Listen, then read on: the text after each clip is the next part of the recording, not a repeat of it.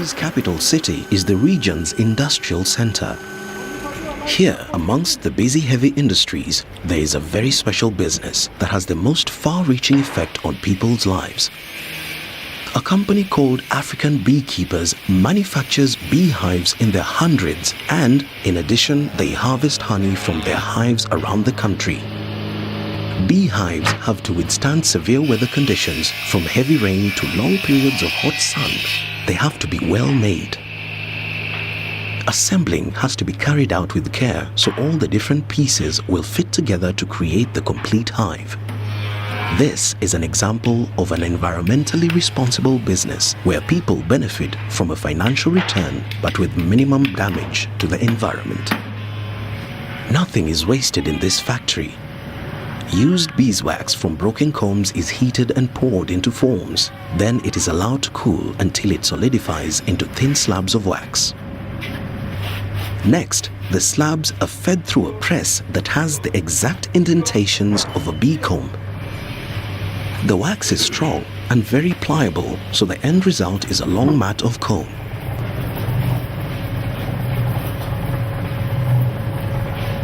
The long mats of beeswax are cut into strips 3 inches wide and of the exact length to fit inside a manufactured hive. The strips of beeswax called starter combs will be suspended on wires in the frames inside the hive to withstand travel.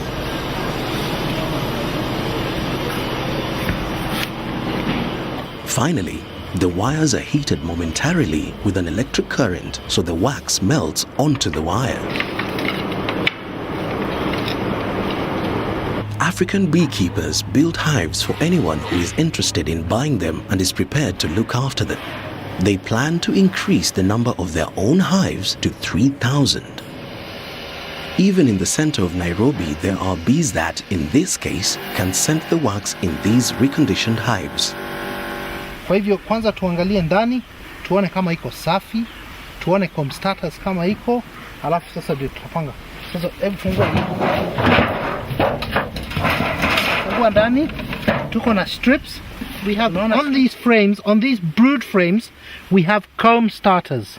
These are comb strips, and we don't put full sheets, we just put strips. This comb starter, one, it attracts the bees because of the smell, and two, it attracts the bees because of the smell of the wax. It makes the bees build the combs on the frame in one line instead of haphazardly. When permission from landowners has been given, empty hives are placed in habitats favored by bees. Okay, and the entrance is right. The entrance is a long gap on one side with a ridge for the bees to land on when returning to the hive. Very nicely. This is the main hive where the queen will live with her workers.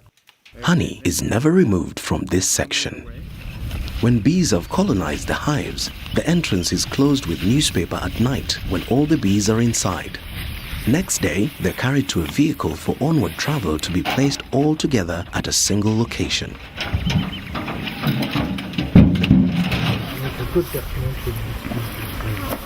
In some countries where bees have been destroyed by chemicals, bees have to be brought in on lorries to pollinate the crops and then moved on again after they have performed their vital work.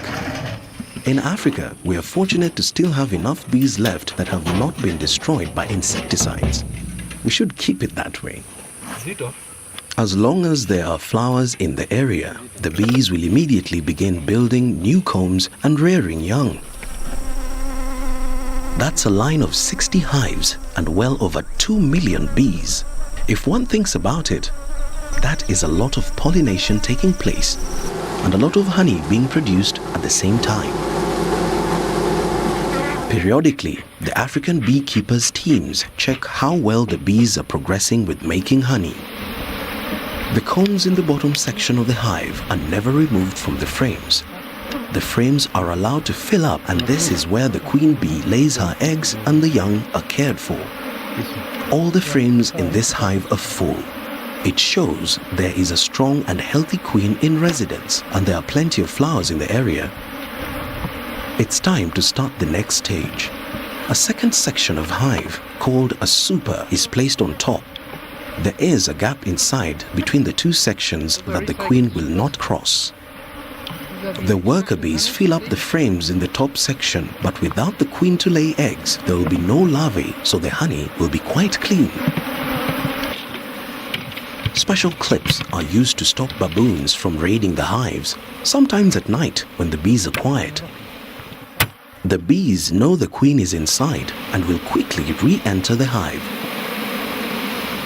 Later, when the bottom half is filled with combs, it is likely the top sections, the supers, will also contain honey.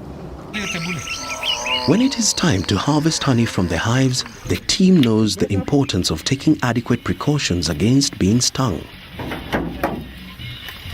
These hives have been set up on community land, and the community members will be paid for the honey. The best way to subdue angry bees without hurting them is to blow smoke at them in limited doses. Special smokers have been designed for this purpose. Here we go. Professional beekeepers know just how much smoke to use. To the uninitiated, angry bees can seem terrifying. No one can deny that it would be suicidal to be here without the right protective clothing. These men know what they're doing. They have harvested honey from their hives hundreds of times.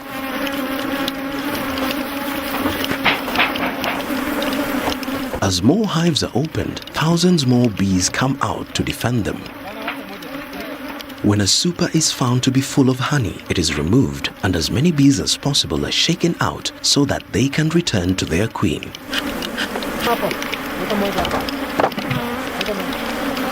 In cases where the number of bees and the amount of honey warrants it, 2 supers are added.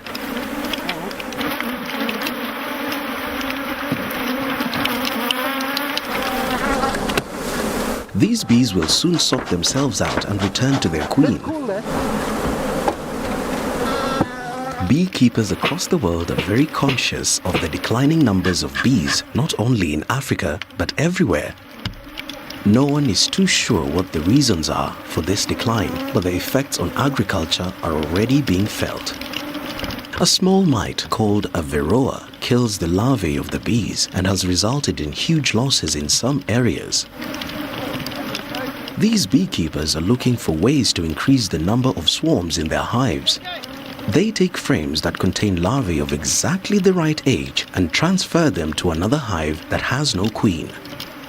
The workers in the new hive find they are without a queen. This spurs them to feed royal jelly to a single larva, with the result that that particular worker larva turns into a queen.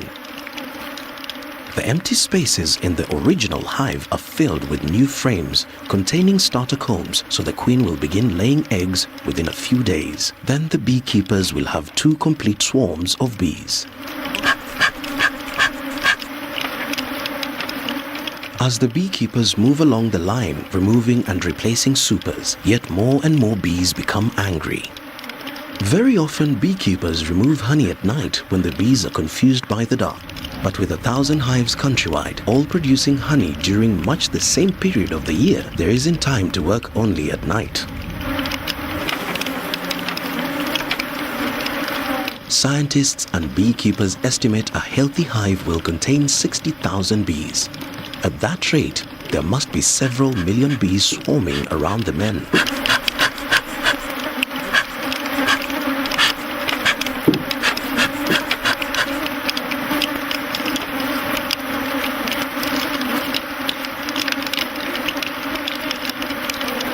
It is inevitable that some bees get killed, but compared to the total number in these hives, the percentage is very small. The supers are carefully stacked on the trailer after most of the bees have been given time to return to their queen. It would not be in the interest of the beekeepers to destroy bees unnecessarily.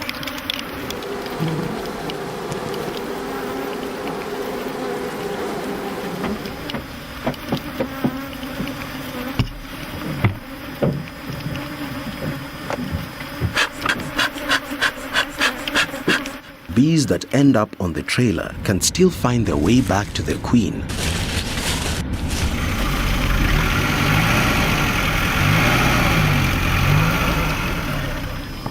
Shedding bees all the time, they drive around close to the hives.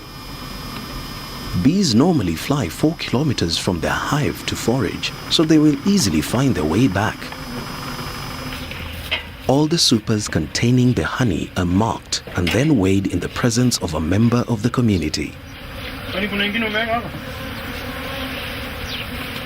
The weights are entered in a book, so all the community members can see the results of the harvest. Once back in Nairobi, the supers will be weighed by themselves to give an accurate figure of the amount of honey. The bee stings embedded in this glove shows what would have happened if gloves had not been used.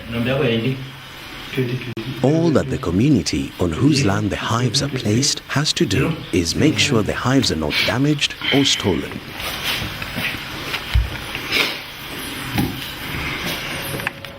In Nairobi, the supers are taken into the African beekeepers' honey extraction center. The supers are weighed again to check the figures taken in the field.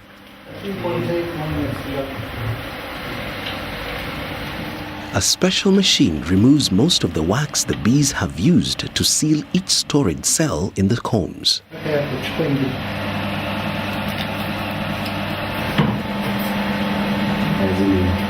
Each frame is then carefully placed in the extractor.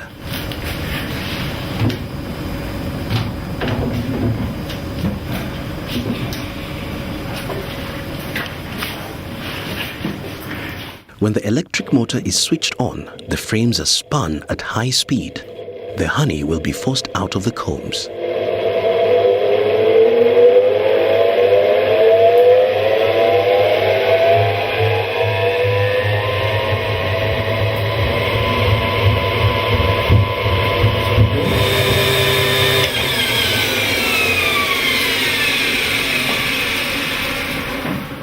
And there is what all this is about.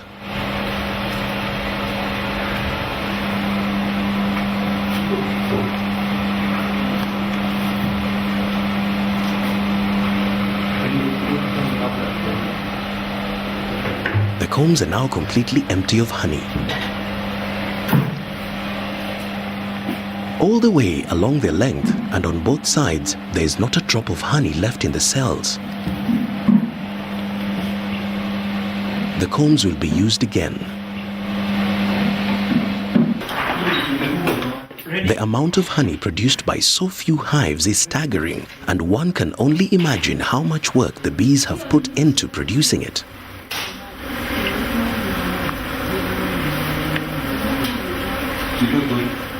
Finally, simple sedimentation tanks trap any impurities. There is very little need for high-tech machinery in this business. There is hardly any negative impact on the environment, but nevertheless, this is a business where people have to be paid and operating costs have to be recouped.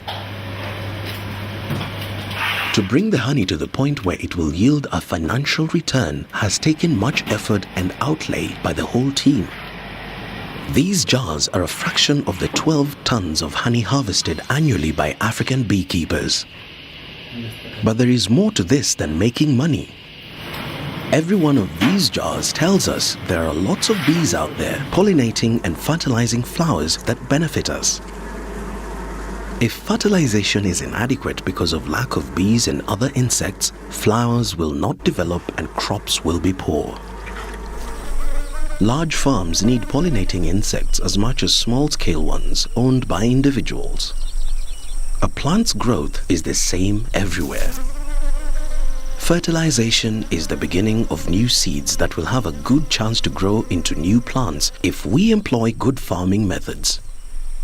The seeds may bloom and provide the bees with food, be pollinated and thereby fertilized so that the cycle goes on endlessly.